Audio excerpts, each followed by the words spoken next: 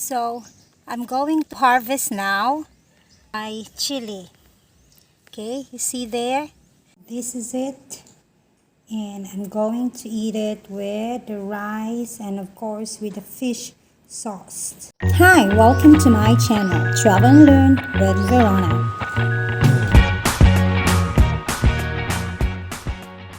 This is my very small chili.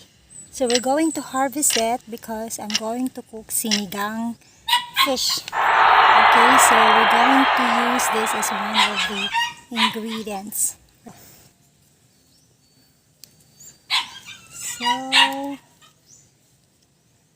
it's very easy to pick because it seems like it's already ready. Alright, so okay, others are still small, so we just only get this one. Okay, already clean and to put salt to our fish. I forgot to put it. Okay, so these are all ready to be put in to be cooked. The water is boiling now, so we put our fish first. Okay,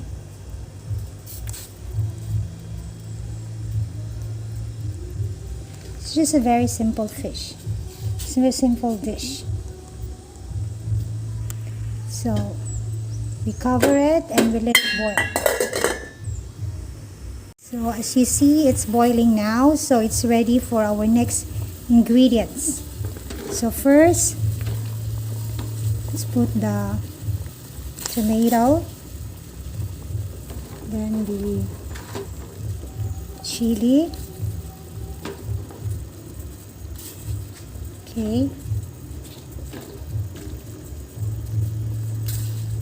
So, and we lit it and we cover it again and let's wait for 3 to 5 minutes, okay, for the fish to cook. Ready, so we put this mixture, the sinigang mixture. Okay, so put it here.